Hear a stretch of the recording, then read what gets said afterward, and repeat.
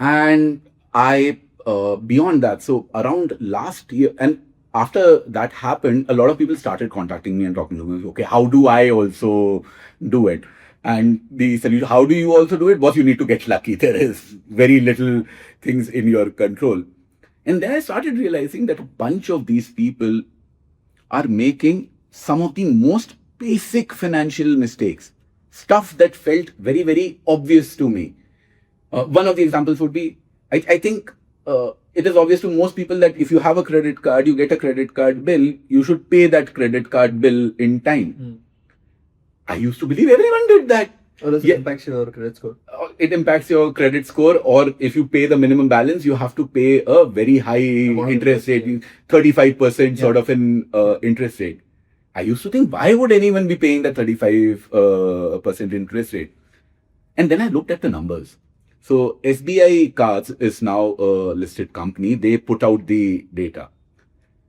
56% of credit card holders are paying that high interest rate. Yeah.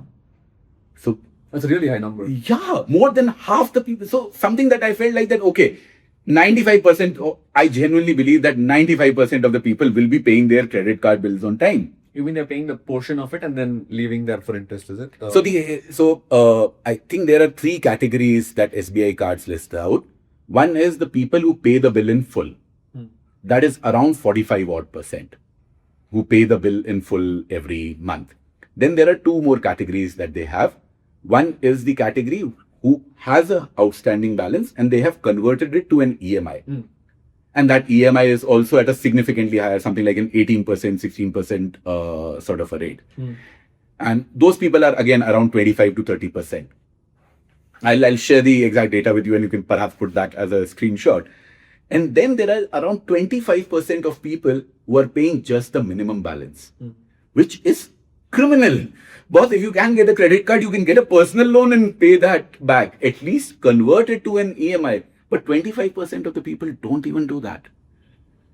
So it was shocking that the stuff that seems obvious to me, but it doesn't seem obvious to people. And there are bunch of similar mistakes that people keep on making.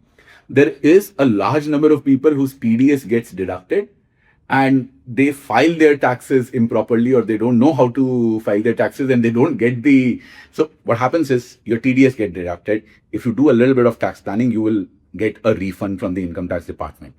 For that, you need to do two things. Very little, very, very basic tax planning and filing the tax returns properly. I don't think that this stuff is going to take you more than 10 hours in a year.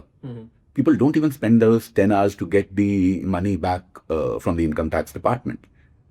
So there are so many inefficiencies which exist in the system just because people are lazy, people are unaware.